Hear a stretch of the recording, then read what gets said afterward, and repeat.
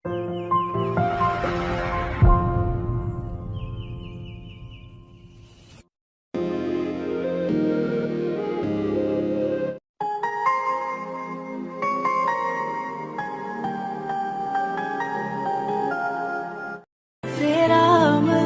சேரும் தீராமல் தீரும் மோதாமல் மீனோடும் மீனோடும்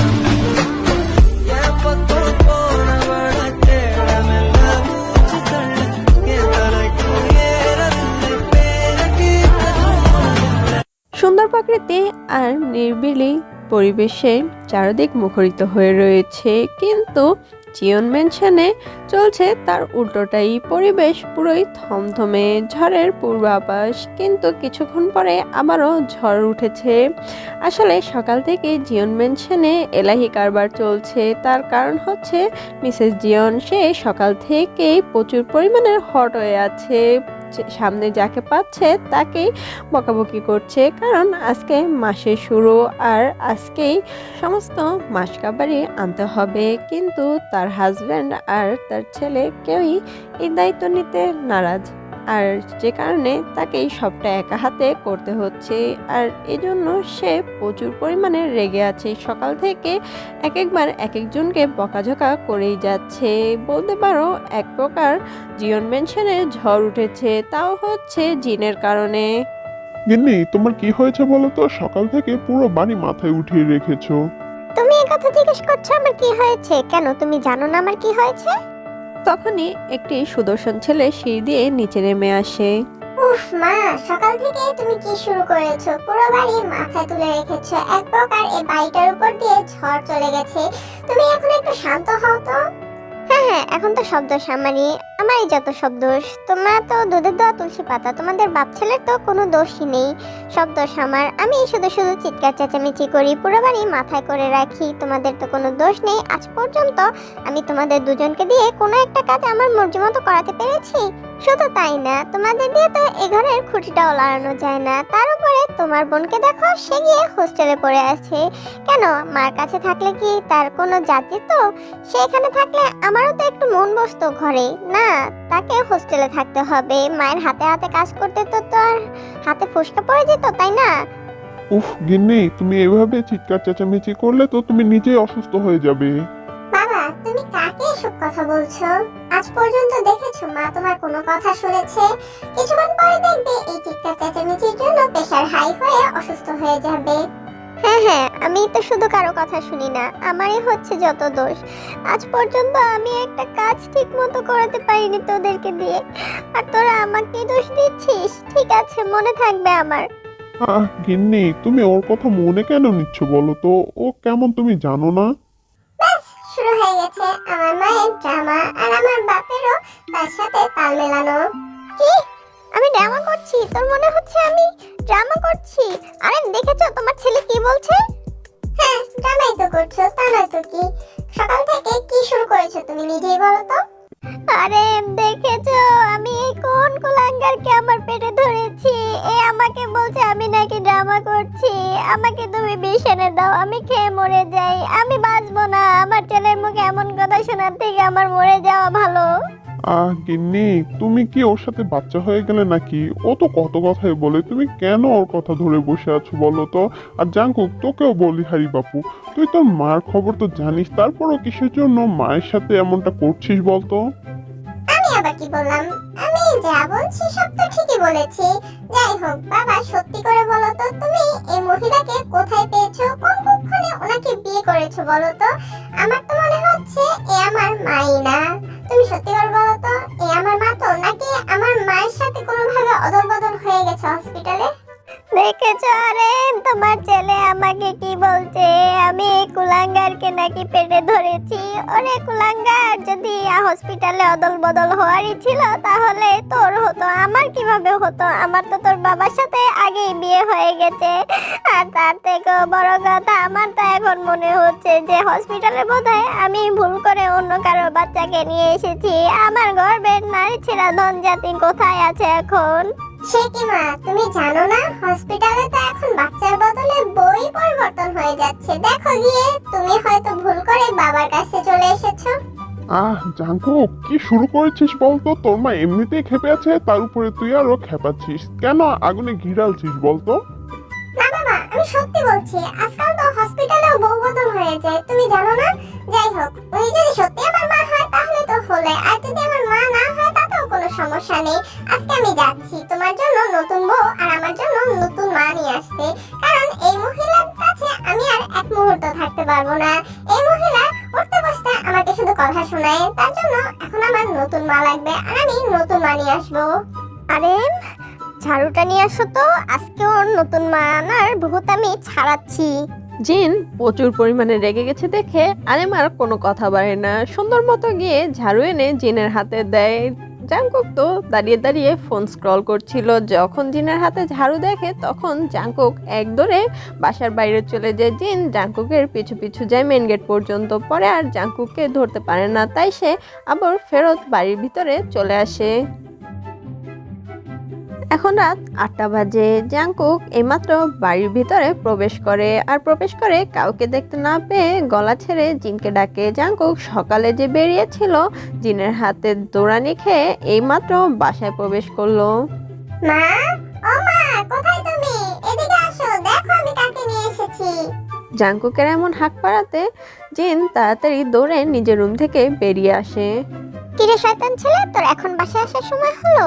সেই সকালবেলা বেরিয়েছিস আর এখন বাসায় এসেছিস, এর মধ্যে তোর বাসায় আসার সময় হয়নি? আর এভাবে গরুর মতো ডাকছিস কেন? কি বলে? আমি গরু? না না, সরি, ভুল হয়ে গেছে, ওটা গরু হবে না, ষাঁড় হবে। ষাঁড়ের মতো ডাকছিস কেন? মা, তুমি কিন্তু আমার অপমান করছো। যাই হোক, তোমার সাথে এখন এসব বলে আমি আমার মুখটা নষ্ট করতে চাই না। দেখো আমি কাকে নিয়ে এসেছি। তুই আমার কাকে নিয়ে এসেছিস? এই বলে জিন দরজার দিকে লক্ষ্য করে জাংকুকের একটু পিছনেই একটি মেয়ে দাঁড়িয়ে আছে। মেয়েটি জাংকুকের বয়সেরই, তা দেখে জিন ভ্রুজোড়া কুঁচকে ফেলে। কিরে কুলাঙ্গার, তুই কোন মেয়েকে তুলে এনেছিস? এখন আবার বলিস না তুই বিয়ে করে নিয়ে এসেছিস। আরে না না মা, কি যে বলো, আমার কি এখনো বিয়ের বয়স হয়েছে নাকি? তাহলে এই মেয়েটাকে? আরে তোমাকে সকালে বলে গেছিলাম না যে আমি আমার বাবার জন্য নতুন বউ আর আমার জন্য নতুন মা আনতে যাচ্ছি, এটাই সে। কি বললি তুই? আরেকবার বল। মা, তুমি কানে শুনতে পাচ্ছ না নাকি? ঠিক আছে, তুমি যেহেতু শুনতে পাওনি আমি আবার বলছি। আমি তো তোমাকে সকালে বলেই গেছিলাম যে আমি আমার বাবার জন্য নতুন বউ আর আমার জন্য নতুন মা আনতে যাচ্ছি, কারণ তোমার এই প্রতিদিনের খ্যাস খ্যাস ফ্যাস ফ্যাস আমার আর ভালো লাগে না, তাই আমি আমার জন্য নতুন মা নিয়ে এসেছি। জাংকুকের কথায় জিন তো কথা বলার ভাষায় হারিয়ে ফেলেছে। জিন কি করবে বুঝতে না পেরে এবার গলা ছেড়ে আরেমকে ডাকতে শুরু করেছে। আরেম, এই আরেম, এই এদিকে এসে দেখে যাও তোমার গুণধর ছেলে কি করেছে। এবার আরেমও রুম থেকে বেরিয়ে এসে জিনের চিৎকার শুনে বেরিয়ে এসে দেখে যে জিন, জাংকুক আর একটি মেয়ে দাঁড়িয়ে আছে। আরেম কিছুই বুঝতে পারছে না আসলে হচ্ছেটা কি এখানে। কি হয়েছে গিন্নি, তুমি এভাবে ডাকছো কেন আমাকে? আরেম, তোমার গুণধর ছেলের কথা শোনো, ও কি উল্টাপাল্টা কথা বলছে দেখো, তোমার ছেলে পাগল হয়ে গেছে। কেন, জাঙ্কুক আবার কি করলো? সকালে এক ঘটনা ঘটিয়ে শান্তি হয়নি? তোমরা মা ছেলেরা আবার লেগেছো এখন? আমি তো তেমন কিছু করিনি, আমি তো শুধু আমার জন্য নতুন মা নিয়ে এসেছি আর তোমার জন্য নতুন বউ। জাংকুকের কথা আরমের চোখ বড় বড় হয়ে যায়। জাংকুক একবার জিনের দিকে একবার জাংকুকের দিকে আবার ওই জাংকুকের পাশে থাকা মেয়েটার দিকে তাকাচ্ছে। এবার জাংকুককে উদ্দেশ্য করে জিন বলে, আহা গো, কি গর্বের কথা, আমার ছেলে তার নিজের জন্য মা নিয়ে এসেছে, তাও নতুন মা। আরে গো, আমার কপালটা বোধহয় এবার পুরলো, তোমার ছেলে আমার জন্য হাতে ধরে সতীন নিয়ে এসেছে গো। জিন, আগে থামো তো, আমি কিছুই বুঝতে পারছি না। আগে ঠান্ডা হও তো, আমাকে বুঝতে দাও। জাঙ্কুক এসব কি বলছে? জাঙ্কুক, এই মেয়েটাকে আর নতুন মা নিয়ে এসেছিস মানে? মামা, আমি সকালে যাওয়ার আগে তো বলে গেছিলাম যে আমি তোমার জন্য নতুন বউ আর আমার জন্য নতুন মা আনতে যাচ্ছি, আর এই মেয়েটাই হলো তোমার নতুন বউ আর আমার নতুন মা। জাঙ্কুক, এসব কি বলছিস কি তুই বাপ? আহা, আমার কপাল পুরলো গো, আমার সংসারটা ভেঙে গেল গো। আরেম গো, তোমার ছেলে তোমার জন্য নতুন বউ নিয়ে এসেছে গো, আমি এখন কি করব গো? আমার ছেলে আমার জীবনটা শেষ করে দিল গো। জাঙ্কুক, তুমি? জাংকুক আরেমকে আর কিছুই বলতে দেয় না, তার আগে আরেমের মুখ চেপে ধরে বলে, বাবা, তুমি এখন কিছু বলো চলো আমার সাথে তোমার রুমে চলো, আমার তোমার সাথে কিছু কথা আছে। এ বলেই জাংকুক আরিমকে টানতে টানতে সেখান থেকে নিয়ে যায়। জিন তো বিলাপ করেই যাচ্ছে। কিছুক্ষণ পর জিন মেয়েটার আপাদমস্তক দেখে, না মেয়েটা সুন্দরী, বেশ সুন্দরী। এত সুন্দর একটা মেয়ে কিনা তার সতীন হবে এটা জিন মানতেই পারছে না। জিন উঠে মেয়েটার চারপাশ ঘুরছে আর মনে মনে বলছে, মেয়েটা কত সুন্দর, এমনটা যদি আমার ছেলের বউ হতো না, এই পোড়ামুখী এসেছে আমার সতীন হতে। কেন রে, আমার ছেলেটাকে বুঝি তোর নজরে পড়েনি, আমার জামাইটাকে তোর নজরে পড়া লাগলো। জিন মনে মনে এসব কথা ভাবছে আর তের আশেপাশে ঘোরাঘুরি করছে। তে বিষয়টা ভালো করে লক্ষ্য করে। এতক্ষণ ধরে তে চুপচাপ সবটা দেখছিল। তের পেট ফেটে হাসি আসছে, কিন্তু তে কিছুই বলছে না, চুপচাপ সবটা হজম করছে। এখন তে জিনকে এভাবে ঘোরাঘুরি করতে দেখে তে এবার মুখ ফুটে বলল, কি হয়েছে জিন, তুমি আমাকে এভাবে দেখছো কেন? নিজের ছেলের বয়সী মেয়ের মুখ থেকে নিজের নাম শুনে জিনের এবার রাগটা যেন তরতর করে বেড়ে যাচ্ছে। এই মেয়ে বলে কি, তাও আবার ওর নাম ধরে ডাকছে। জিন এবার মেয়েটার দিকে কটমট করে তাকিয়ে বলে, এই মেয়ে, তোমার সাহস তো কম না, আমি তোমার থেকে কত বড় তুমি জানো? তুমি আমার নাম ধরে ডাকছো, তারপরে তুমি এখানে কি করতে এসেছো বলো তো? এ কেমন কথা? জাঙ্কুক তো তোমাকে সবটাই বললো যে আমি ওর নতুন মা আর তোমার বরের নতুন বউ হতে এসেছি। আচ্ছা, তুমি আমার এই আরিমের মধ্যে কি দেখলে বলো তো? আরিমকে এবার কেন বিয়ে করতে চাইছো? ও তোমার বাবার বয়সী, দেখতে পাচ্ছ না? আমিও তো কিছু জানি না। আমি যখন প্রথমবার মিস্টার আরিমকে দেখেছি, ওনাকে দেখে আমার বুকের ভিতরটা ধক করে উঠেছিল। আমি প্রথমবার এমন কিছু অনুভব করেছিলাম। আমি আশা করতে পারিনি যে ওনার একটা ছেলে আর একটা মেয়ে আছে আর উনি বিবাহিত। আমি তো প্রথম দেখায় মনে করেছিলাম উনি বোধহয় অবিবাহিত, তাই তো ওনাকে বিয়ে করবো বলে আমি পণ নিয়ে ফেলেছিলাম। তা এখন তো জানো উনি বিবাহিত, তারপরেও এখন এখানে ড্যাং ড্যাং করে চলে এসেছো কেন বিয়ে করতে? তার কারণ তো তুমি নিজেই। তুমি ওদেরকে এতটাই বিরক্ত করে তুলেছো, ওরা এখন নতুন কাউকে খুঁজছে। আর আমি এই সুযোগ হাতছাড়া করি কিভাবে বলো তো? যতই হোক আমি আরিম সাহেবকে পছন্দ করি, তাকে বিয়ে করতে চাই। আর এত সুবর্ণ সুযোগ তো আমি হাতছাড়া করতে পারি না। ওনাকে তো প্রথম দেখাতেই আমি আমার মন দিয়ে ফেলেছি, আর এখন এই সুযোগটা পেয়েছি তাই হাতিয়ে দিয়েছি। আচ্ছা, তুমি আরিমকে কোথায় দেখেছো বলো তো? কোথায় আবার, একটা বিজনেস পার্টিতে দেখেছি। সেখানে দেখে তো আমি পুরোই ক্রাশ খেয়ে গেছি ওনার উপরে। তারপরে তো ওনার সব খোঁজ খবর আমি নিয়েছি, কিন্তু বিবাহিত শুনে আমি প্রথমে সরেই গেছিলাম, মনে করেছিলাম আমার কোনো চান্সই নেই। কিন্তু পরবর্তীতে যখন জানতে পারি যে তোমার ছেলে জাঙ্কুক তোমার স্বামীর জন্য নতুন বউ খুঁজছে আর নিজের জন্য মা, তখন আমি সেই সুযোগটা কিভাবে ছাড়ি বলো তো? তাই আমি জাঙ্কুকের সাথে যোগাযোগ করি আর এখন এখানে এসেছি তোমার স্বামীকে নিজের স্বামী করব বলে। আমার স্বামীকে নিজের স্বামী করবে বলে এসেছে? মুখের কথা নাকি? চাইলেই আমি আমার স্বামীকে তোমাকে দিয়ে দেব। আর তুমি কি অন্ধ নাকি? দেখতে পারছো না ও তোমার বাবার বয়সী? ও মাজিন, তুমি জানো না ভালোবাসা যে অন্ধ হয়? হ্যাঁ, এতটাই অন্ধ যে নিজের আর ওই ব্যক্তিটার বয়সের ডিফারেন্সটাই দেখতে পাচ্ছে না। এজ গ্যাপটা কি তোমার চোখে পড়ছে না? ভালোবাসায় এত কিছু পরখ করা যায় না, ভালোবাসা আসে মন থেকে। এজ তো শুধু একটা নাম্বার। আর আমি ওনাকে দেখে ভালোবেসেছি, ওনার মনুষ্যত্বকে ভালোবেসেছি, ওনার মনকে ভালোবেসেছি, ওনাকে ভালোবেসেছি, ওনার বয়সটাকে নয়।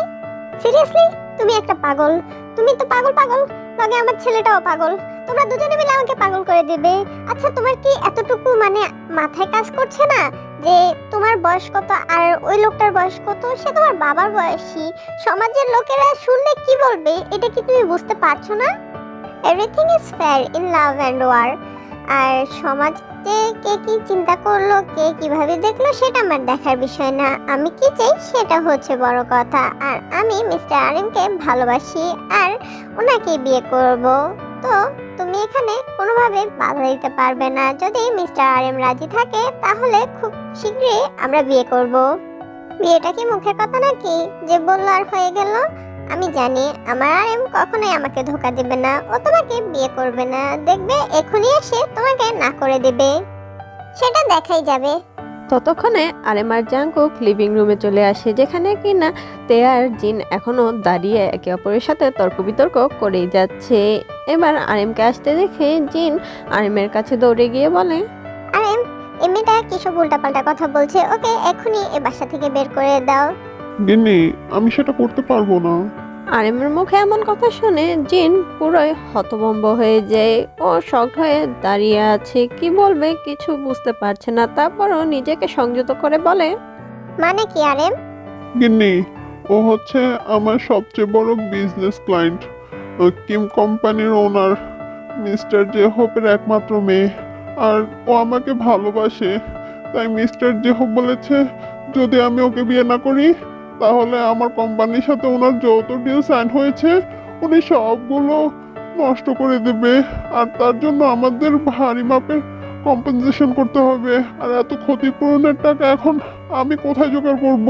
তার জন্য তো আমরা দেউলিয়া হয়ে যাব, আমাদের কোম্পানি ব্যাংকরাপ্ট হয়ে যাবে, পরে গিয়ে আমাদের রাস্তায় দাঁড়াতে হবে। এখন ওকে বিয়ে করা ছাড়া আমার হাতে আর কোনো উপায় নেই। ওরে বুড়ো ভাম, আমি ঠিকই ধরেছি, তোর মনে মনে এত শয়তানি। এখন কোম্পানির অজুহাত দিয়ে এই কচি মেয়েকে বিয়ে করার ধান্দা করেছিস, তাই না? আমি ভালোই বুঝতে পারছি। তবে আমি বলে রাখছি, আমি জিন তোর সেই স্বপ্ন কখনোই পূরণ হতে দেব না। আমিও দেখি তুই কিভাবে ওকে বিয়ে করিস। জিন, তুমি মিস্টার আরেমের সাথে এমন করছো কেন? উনি আমাকে বিয়ে করতে চাইছে, এতে তোমার খুশি হওয়ার কথা। তোমার সঙ্গী হয়ে যাব আমি, সমস্যা কি? এই তুমি একদম চুপ করো, তুমি কোনো কথাই বলবে না। তোমার বয়স কত, হ্যাঁ? আর আমি তোমার থেকে কত বড় তুমি জানো? তুমি আমাকে আন্টি বলে ডাকবে, আমার নাম ধরে ডাকবে না, ঠিক আছে? আর তোমাকে আমি পরে দেখে নিচ্ছি, আমি তোমার নামে মামলা করব। শেষের কথাটা জিন আরেমকে বলে সেখান থেকে গড়গড় করে চলে যায়। জিন সেখান থেকে যেতে না যেতেই জাংকুক আরেম আর তে জোরে জোরে হাসতে শুরু করে। ফাজিল ছেলে, মাকে এভাবে জ্বালিয়ে খুব মজা পাস তাই না? বাবা তুমি জানোই তো মাকে আমি কতটা ভালোবাসি, আর মার সাথে আমার খুনসুটি না করলে আমার ভালোই লাগে না। আর সামনে হচ্ছে মায়ের জন্মদিন, তাই একটা সারপ্রাইজ তো প্ল্যান করতেই চেয়েছিলাম। তার জন্য একটু ছোটখাটো নাটক করলাম আর কি। দেখো মা পরে অনেক খুশি হবে। তা নয় তো বুঝলাম, কিন্তু পরে আমার অবস্থা কি হবে আমি সেই চিন্তাই করছি। টেনশন করো না, আমরা তো আছি, আমরা তোমাকে বাঁচিয়ে নেব। আচ্ছা অনেক হয়েছে, এখন যা উপরে গিয়ে রেস্ট নে, আর তেমাকে গেস্ট রুমটা দেখিয়ে দে। ঠিক আছে বাবা। তেমা যাও গিয়ে রেস্ট নাও, তোমাকে তো এখন আরো অনেক কাজ করতে হবে। সমস্যা নেই আঙ্কেল, আন্টির জন্য তো আমি এতটুকু করতেই পারি।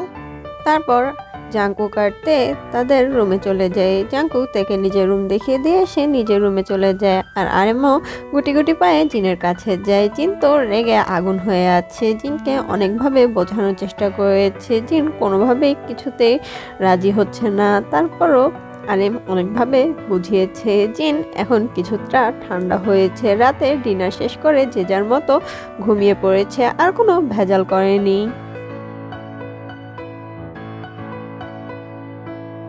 সকালে জিন ঘুম থেকে উঠে ফ্রেশ হয়ে নিচে নেমে আসে। আর এসেই যেই না কিচেনের দিকে যাবে তার আগে নজর পড়ে ড্রয়িং রুমের দিকে, যেখানে কিনা অহরহর খাবার সাজানো আছে। সকালে ব্রেকফাস্ট তৈরি করে রেখেছে কেউ। এটা দেখে জিনের চোখ কপালে উঠে যায়। কে এই ভোর সকালে ব্রেকফাস্ট তৈরি করবে? ও ছাড়া তো এ বাড়িতে কেউ এত সকালে উঠে ব্রেকফাস্ট তৈরি করে না। আর সার্ভেন্টরা তো জিনের অনুমতি ছাড়া পাকঘরে যায় না। তাহলে এইসব ভাবতে ভাবতেই জিনের নজর পড়ে লিভিং রুমের দিকে, যেখানে কিনা সোফায় বসে তে ল্যাপটপে কিছু একটা করছিল। তা দেখে জিন তের কাছে যায় আর একটু গলার ঝাড়ি দিয়ে বলে, নাস্তাগুলো কি তুমি বানিয়েছো? আমি ছাড়া আরো কি কেউ বানাতে পারে বলে তোমার মনে হয় জিন? এই তোমাকে না বলেছি আমার নাম ধরে ডাকতে না, আমি তোমার বড় হই, তুমি আমাকে আন্টি বলে ডাকবে। সেটা হচ্ছে না, কারণ মিস্টার আরএম আমাকে বিয়ের জন্য রাজি হয়ে গেছে, তাই আমি তোমাকে আন্টি টান্টি বলে রাখতে পারবো না। তুমি আমার বড় হও তো কি হয়েছে, সম্পর্কে আমরা দুজনই একই জায়গায় বিলংস করব, তাই আমি তোমার নাম ধরে ডাকতে পারি। আর এখন থেকে আমি তোমাকে নাম ধরেই ডাকবো, পরেরটা পরে দেখা যাবে। এই বলাইতে আবারও নিজের ল্যাপটপে কাজ করতে শুরু করে। জিন এবার রাগে গজগজ করছে আর লিভিং রুমে এপাশ থেকে ওপাশ পাইচারি করছে। পাইচারি করতে করতে এক পর্যায়ে জিন বিরক্ত হয়ে ড্রয়িং রুমের দিকে যায় আর ডাইনিং টেবিলে সাজানো খাবারগুলোর দিকে চোখ দেয়।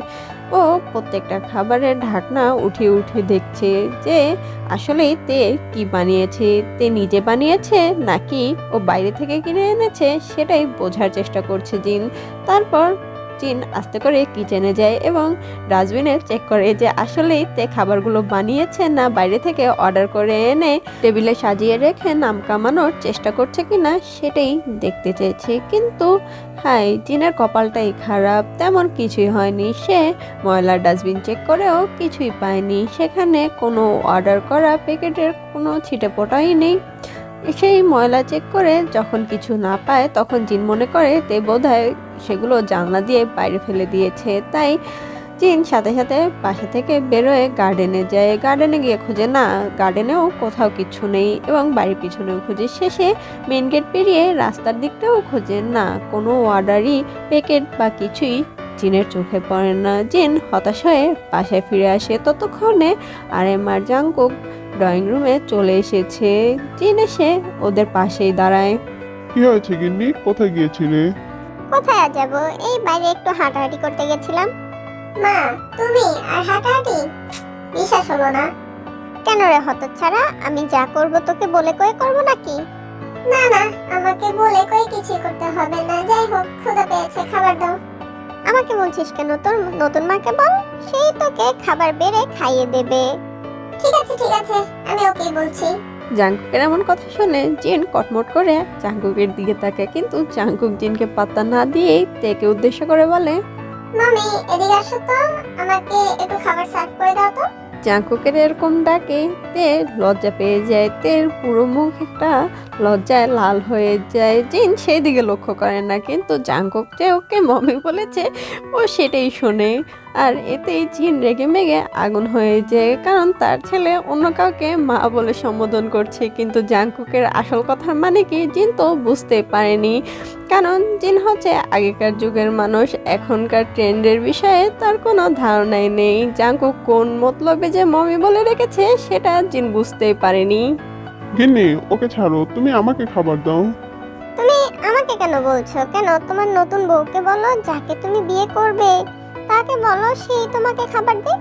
কি যে বলো না গিন্নি, ও তো তোমার ছেলেকে বেড়ে খাওয়াচ্ছে, তুমি আমাকে খাবার দাও তো। তুমি আজ পর্যন্ত দেখেছো তুমি বেড়ে না দিলে আমি খাবার খেতে পারি?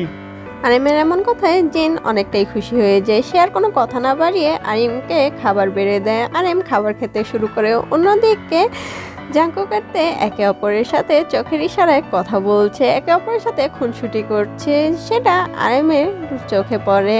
আরেম ওদের কাহিনী দেখে মৃদু হাসে আর মাথা নাড়ায়, যেটা আবার জিন লক্ষ্য করে। জিন মনে করে যে আরেম তেকে দেখে ইমপ্রেসড হচ্ছে আর সেজন্যই আরেম মিটমিট করে হাসছে। কিন্তু জিন তো জানে না যে আরেম তার ছেলে আর ছেলের বোর কর্মকাণ্ড দেখছে। সেটা যদি জিন জানতে পারে তাহলে কি হবে সেটা জিনও জানে না। বুড়ো ভাম, আমার থেকে মন উঠে গেছে তাই না? সমস্যা নেই, তোর মন কিভাবে আমার কাছে রাখতে হয় সেটা আমি ভালো করেই জানি। কচি মেয়ে দেখে তোর জিভ লক লক করছে না? তোর জিভ যদি আমি না কেটেছি না তাহলে আমার নামও জিন না, এ আমি বলে রাখলাম। জিন মনে মনে এসব কথাই বলছিল, তখন জাংকুক আরিমকে উদ্দেশ্য করে বলে, বাবা, মিস্টার জেওকের সাথে তোমার কথা হয়েছে? উনি কিছু বলেছে তোমাকে? হ্যাঁ, ওনার সাথে আমার কিছুক্ষণ আগে কথা হয়েছে। উনি বলেছে উনি এখন দেশে তো ফিরতে পারবে না, তবে আমরা যেহেতু বিয়ের কাজটা কমপ্লিট করে ফেলি, উনি 4 তারিখে বিয়ের ডেট ফিক্সড করেছে আর আমাদেরকে বলেছে বিয়ের জোগাড় করতে। That's great. আরিম আর জাংকুকের কথায় জিনের এবার বেশ খারাপ লাগে, কিন্তু জিন কিছুই বলে না। কোনো রকমে নিজের খাবারটা শেষ করে সে সেখান থেকে উঠে চলে যায়। আরিম, জাংকুক আর তে বিষয়টা বুঝতে পারে কিন্তু কিছুই বলে না। তারপর আরিম আর জাংকুক নিজেদের অফিসের উদ্দেশ্যে বেরিয়ে পড়ে। তে সব কিছু গুছিয়ে রেখে নিজের রুমে যায়। আবার কিছুক্ষণ পরে সে দুপুরের লাঞ্চের কাজে লেগে পড়ে। লাঞ্চের কাজ সব শেষ করে যে না নিজের ল্যাপটপ নিয়ে বসবে, তখন আবার জিনকে নিচে আসতে দেখে। জিন, টেনশন করো না, দুপুরে রান্না বান্না অলরেডি কমপ্লিট হয়ে গেছে। জিন আর কিছুই বলে না, সেখানে দাঁড়িয়ে থাকে আর তেকে পর্যবেক্ষণ করে। তে আবারও নিজের ল্যাপটপে কাজে মনোযোগ দেয়। জিন মনে মনে বলে, এই মেয়ে সারাদিনে তো ল্যাপটপে কি করে বাবু বুঝি না। যাই হোক, আমার কত আশা ছিল এমন একটা মেয়ে আমার জাঙ্কুকের জন্য আমি আমার ঘরে আনবো, আর সেখানে কিনা এমন একটা মেয়ে আমার সতীন হয়ে আসছে। কত সুন্দর মেয়েটা, মেয়েটা আমার জাঙ্কুকের বউ হলে কি হতো, মেয়েটা ঘরের কাজ সব পারে, কি সুন্দর রান্না বান্না করে খাওয়াচ্ছে সবাইকে। আর এখানে দেখো এই মেয়েটা এখন আমার ছেলের বউ হওয়ার বদলে আমার নিজেই সতীন হচ্ছে। আর ভাবো ভাল লাগে না, আমি গিয়ে জিমিনকে বলে দেখি জিমিন কিছু করতে পারে কিনা।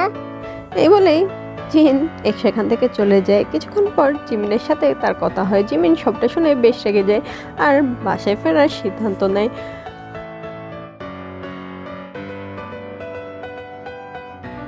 রাতে সবাই ডিনার টেবিলে উপস্থিত হয়। তে সবাইকে খাবার সার্ভ করে দিচ্ছে। জিন কিছুই করছে না, শুধু আরেমের পাশে বসে আছে। আরেম জিনকে নানাভাবে নানা কথা দিয়ে ভোলানোর চেষ্টা করছে, কিন্তু জিন তো আরেমের প্রতি প্রচুর রেগে আছে। সে আরেমের সাথে কথাই বলছে না, আর জাঙ্কুক সবটাই দেখছে। তে খাবার পরিবেশন করে জাঙ্কুকের পাশে এসে বসে। তখনই জাঙ্কুক তের কোমরে চিমটি কাটে। তে চোখ কটমট করে জাঙ্কুকের দিকে তাকায়, কিন্তু জাঙ্কুক একটু মৃদু হেসে চোখ টিপ দেয়। তাতেই তে লজ্জায় একদম লাল হয়ে যায়। ঠিক সেই সময় দরজার কলিং বেল বেজে ওঠে। তাতে তে একটু ভ্রু কুঁচকায়। জাঙ্কুক তেকে ইশারা করে, তেও উঠে গিয়ে দরজা খুলে দেয়। আর সামনে থাকা মেয়েটিকে দেখে তের চোখ বড় বড় হয়ে যায়। কি আপু তুমি এখানে? জিমিন তুমি এখানে কি করছো? আমি তো মার ফোন পেয়ে এসেছি, মা ফোন করে বললো বাবা নাকি আবার বিয়ে করছে, তাই তো আসলাম। কিন্তু তুমি এখানে কি করছো? আসলে জিমিন, তে কিছু বলতেই যাবে, তার আগে জাঙ্কুক তেকে ডেকে বসে। মামি কোথায় তুমি? ওইখানে দাঁড়িয়ে কি করছো? আর কে এসেছে? জাঙ্কুকের এমন করে ডাকাতে আরেম হঠাৎ করে বিষম খায়। জিন আরেমকে নিয়ে ব্যস্ত হয়ে পড়ে। অন্যদিকে তে তো লজ্জায় শেষ, ওর কান পুরো লাল হয়ে গেছে। আর জিমিন মিটমিট করে হাসছে তার ভাইয়ের এমন নির্লজ্জতা দেখে। আগে ভেতরে চলো, তারপর দেখছি কি হচ্ছে। জিমিন ভেতরে প্রবেশ করে। ভিতরে ঢুকে ওর ড্রয়িং রুমে নজর যায়, যেখানে কি না আরেম, জিন আর জাঙ্কুক বসে আছে। আরেম জিনকে বোঝানোর চেষ্টা করছে। জিন প্রচুর রেগে আছে। জিমিন তা দেখে ভালোই বুঝতে পারে, কিন্তু কিছুই বলে না। সে ওই দিকটাতে যায়, তার পিছু পিছু তেও যায়। তে গিয়ে জাঙ্কুকের পাশে চেয়ারে বসে পড়ে। তখন জিমিন জিনের উদ্দেশ্যে বলে, কি হয়েছে মা? বাবা কাকে বিয়ে করছে? কাকে আর? ওই যে ওই মেয়েটাকে, ওইটাই তোদের নতুন মা। এ বলেই জিন তেকে দেখিয়ে দেয়। তা দেখে জিমিনের চোখ বড় বড় হয়ে যায়। জিমিনের চোখ বোধহয় এবার কোটর থেকে বেরিয়ে আসবে, কারণ ও তো জানে যে তে জাঙ্কুকের গার্লফ্রেন্ড। তাহলে ওদের নতুন মা মানে মা এসব কি বলছে? জিমিন কিছুই বুঝতে পারছে না। জিমিন জাঙ্কুকের দিকে তাকায়। জাঙ্কুক চোখের ইশারায় বোঝায় যে সে সবটা পরে বুঝিয়ে বলবে। তারপর তের দিকে তাকায়। তে একটু পরিস্থিতি সামাল দেওয়ার জন্য অকওয়ার্ড ভাবে হাসে। জিমিন বুঝতে পারে এখানে কোনো না কোনো গন্ডগোল আছে, তাই জিমিন আর কোনো কথা বাড়ায় না। ও আচ্ছা, তে আপু হলে ঠিক আছে। বাবার সাথে বিয়ে হলে খারাপ হবে না, ভালোই হবে। তে আপুকে আমার বেশ পছন্দ, আগে থেকে আমি ওনাকে পছন্দ করতাম। যাই হোক, যেহেতু এখন সে আমার নতুন মা হবে, আমি তাতে বেশ খুশি। জিমিনের কথাই জিন যেন আকাশ থেকে পড়েছে। আরেম তো মাথায় হাত দিয়ে বসে আছে। অন্যদিকে জাঙ্কুক মিটমিট করে হাসছে। তে কি করবে তে বুঝতে পারছে না, মাথা নিচু করে বসে আছে। জিমিন গিয়ে পাশের চেয়ার টেনে বসে। জিমিন, তুই এসব কি বলছিস? যা বলছিস ভেবে বলছিস তো? তুইও কি তোর ভাইয়ের মতো পাগল হয়ে গেলি? তোর ভাই তো আমার সংসারটা ভাঙার জন্য মেয়েটাকে নিয়ে এসেছে, এখন তুইও তাতে সম্মতি প্রদান করছিস। আমি তো ভেবেছিলাম তুই আমার মেয়ে, তুই অন্তত আমাকে সাপোর্ট করবি, কিন্তু না, তুইও তোর বাবার এই দ্বিতীয় বিয়েকে সাপোর্ট করলি। মা সমস্যা কি? এতে তো ভালোই হলো, তোমার সঙ্গী হয়ে গেল একজন। আর তার চেয়ে বড় কথা, তে আপু ভালো মেয়ে। যেহেতু তে আপু বাবাকে ভালোবাসে, তাহলে বিয়েটা করলে আমার মতে কোনো খারাপ কিছু হবে না। আর বাবা যে পরিমাণে টাকা পয়সা কামিয়েছে, তার এই জীবনে সে 2টা কেন 14টা বউ পারলেও বোধহয় কোনো সমস্যা হবে না।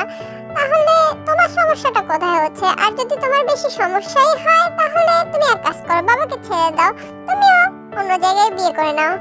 জিমিনের এমন খামখেয়ালি কথাবার্তা শুনে জিনের এবার মনে চাচ্ছে নিজের চুল নিজেই টেনে ছিঁড়তে। জিনে আর কিছু না বলে সেখান থেকে উঠে গটগট করে চলে যায়। তারপরে ওরা সবাই হাসতে শুরু করে। পরবর্তীতে জাংকুক জিমিনকে সবটা খুলে বলে। জিমিনও বিষয়টা বুঝতে পারে। দেখতে দেখতে আরও একটা দিন পার হয়ে যায়। রাতের বেলা সবাই মিলে ছাদে গোল মিটিং বসায় আর কিছু একটা নিয়ে গবেষণা করে। জিন সেটা বুঝতে পারে। কাছে যাওয়ার চেষ্টা করলে সবাই যে যার মতো ছিটকে চলে যায়। পরের দিন সকালবেলা জিন লক্ষ্য করে পুরো বাড়ি সুন্দর করে সাজানো হচ্ছে।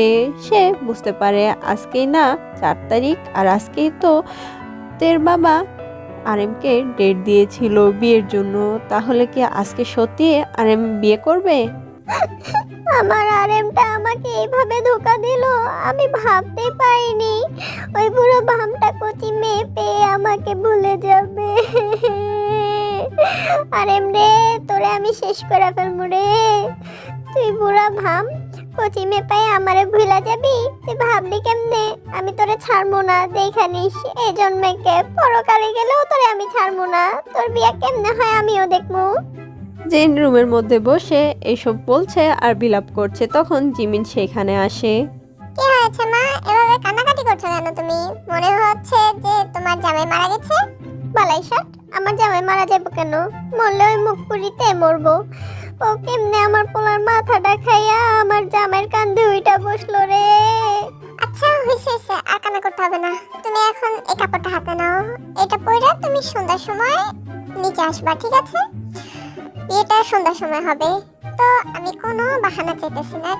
তুমি সুন্দর মতো আসবা, চুপচাপ করে সাইজা গুজে আসবা, ঠিক আছে মা?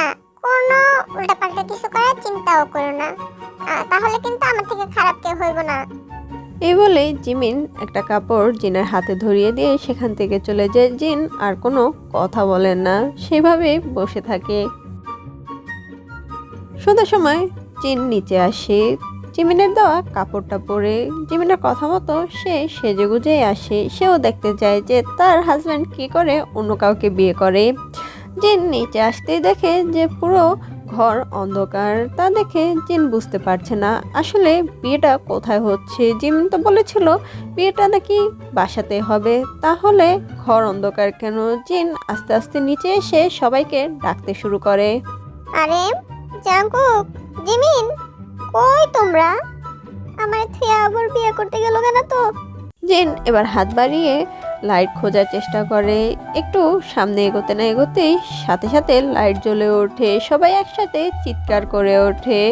তাতে জিন প্রথমে ভয় পেয়ে গেলেও পরে চোখ খুলে আশপাশটায় দেখে সবাই তাকে বার্থডে উইশ করে। জিন ভালো করে ঘরটা লক্ষ্য করে, সবাই সুন্দর মতো সেজেগুজে আছে। পুরো ঘরটাকে খুব সুন্দর করে সাজানো হয়েছে। সামনেই রাখা আছে একটা বার্থডে কেক। তা দেখে জিনের চোখ জলে ছলছল করে ওঠে।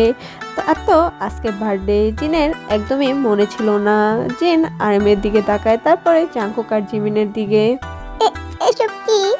গিন্নি, এসব হচ্ছে তোমার জন্য সারপ্রাইজ। আজকে তোমার জন্মদিন, তুমি সবসময় আমাদের কথাই চিন্তা করে যাও, নিজের দিকে খেয়ালই করো না। তাই তোমাকে সারপ্রাইজ দেওয়ার জন্য আমরা এত কিছু প্ল্যান করেছি। তার মানে আর আজকে না তোমার আত্মের বিয়ে?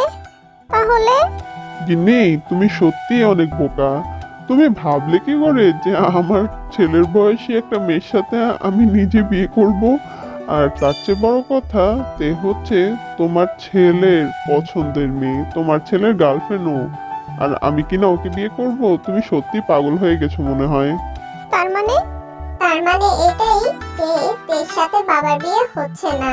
আসলে তেকে আমি অনেক ভালোবাসি, আর তেও আমাকে অনেক ভালোবাসে। আর আমি তোমাকে সেটা আজকেই জানাতে চেয়েছিলাম, তাই আর কি তোমার সাথে একটু ছোটখাটো মজা করলাম। কিছু মনে করনি তো মা? ওরে বাদর ছেলে, মায়ের সাথে এত বড় একটা শয়তানি তুই করতে পারলি? হ্যাঁ মা, ভালো করে ভাইয়ের কানটা মুলে দাও। হয়েছে, তুমি আর কোনো কথা বলতে এসো না। তুমিও শেষ মুহূর্তে ওদের দলে নাম লিখিয়েছিলে, ভুলে গেছো? সেটা তো তোমাকে সারপ্রাইজ দেওয়ার জন্য।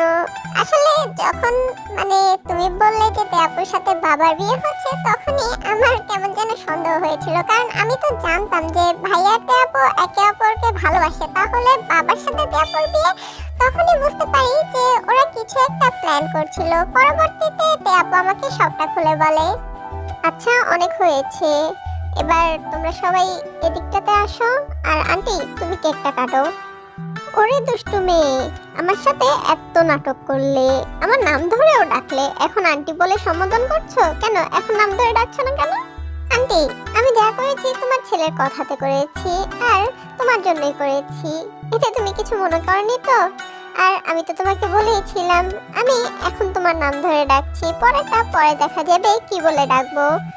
তের কথায় জিন একটু হাসে আর তেকে জড়িয়ে ধরে, তেও জিনকে জড়িয়ে ধরে। কিছুক্ষণ পর ওরা সবাই মিলে কেক কাটে। তখন সেখানে আরেকজন ব্যক্তি উপস্থিত হয়। আমার আসতে দেরি হয়ে গেল না তো? আরে সুগা বাবাজি, তোমার তো আরো আগে আসার কথা। জাঙ্কুক যেমন আমার ছেলে, তুমি ওর বন্ধু, তুমিও আমার ছেলে, তুমি এত দেরি করে আসলে যে? আর বলো না মামুনি, এই দুই শয়তানের জন্য আমার আসতে দেরি হয়েছে। জাঙ্কুক প্রথমে আমাকে দেরি করে জানিয়েছে, আর তে আমাকে আমার গিফটের জন্য পাঠিয়েছিল, তাই আমার আসতে দেরি হয়েছে। আবার গিফটের কি প্রয়োজন? আর তেকে তুমি কিভাবে চেনো? ও মামুনি, তোমাকে তো বলাই হয়নি, জাঙ্কুক যেমন আমার ফ্রেন্ড, তে হচ্ছে আমার বেস্ট ফ্রেন্ড। আমরা ছোটবেলা থেকে একসাথে বড় হয়েছি। ও আচ্ছা। আর আন্টি, আরেকটা কথা আমি তোমাকে বলে রাখছি, আমার এই বেস্ট ফ্রেন্ডটা আছে না, খুব চাপা স্বভাবের, ও মুখ ফুটে কখনো বলবে না, তাই আমি তোমাকে বলে দিচ্ছি। ও তোমার মেয়ে জিমিনকে অনেকদিন যাবৎ পছন্দ করে, কিন্তু বলার সাহস পাচ্ছে না। ও আমাকেও বলেনি, আমি আসলে ওর পার্সোনাল ডায়েরি পড়ে জানতে পেরেছি। তো তুমি যদি কিছু মনে না করো, তাহলে জিমিনের গ্র্যাজুয়েশনের পরে কি ওদের বিয়ের কথাটাও এগোনো যায়? গ্র্যাজুয়েশন পর্যন্ত অপেক্ষা করা লাগবে না, তার আগেই বরঞ্চ আমি তোমার আর জাঙ্কুক আর সুগার জিমিনের বিয়েটা দিয়ে দিই, কি বলো? তোমার বাবাকে আসতে বলো। আমার নাম তুললেন আর আমি উপস্থিত হয়ে গেলাম বেআইন। সবাই একসাথে দরজার দিকে তাকায়, দেখে জেহব ভিতরে প্রবেশ করছে। তা দেখে আরেম জেহবের দিকে এগিয়ে যায়। আরে জেহব ভাই, কেমন আছেন? আমি তো মনে করেছি আপনার সাথে দেখা বোধহয় আমার অনেক দেরিতেই হবে। কি বলেন আরেম ভাই, আমি না আসলে হতো নাকি? আমার একটা মাত্র মেয়ে, সে আজকে আমার কাছে আবদার করেছে আমার যেভাবে হোক এখানে আজকে আসতেই হবে। আর আমি আমার মেয়ের আবদারটা কিভাবে না রাখতে পারি বলো তো? ভালোই হয়েছে তুমি এসেছো। জেহব জিনের কাছে এগিয়ে গিয়ে গিফটের বক্সটা জিনের দিকে এগিয়ে দিয়ে বলে, শুভ জন্মদিন ভাবি।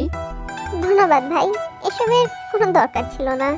এভাবে ওরা সবাই খুনসুটি ঠাট্টা মজা আর কি হাসি আনন্দের মধ্য দিয়ে জিনের জন্মদিনটা পালন করে। জিন না চাইতেই অনেক সুন্দর উপহার পেয়ে যায়, তার মেয়ের জন্য একটা ভালো পাত্র আর ছেলের জন্য মনের মতো বৌমা।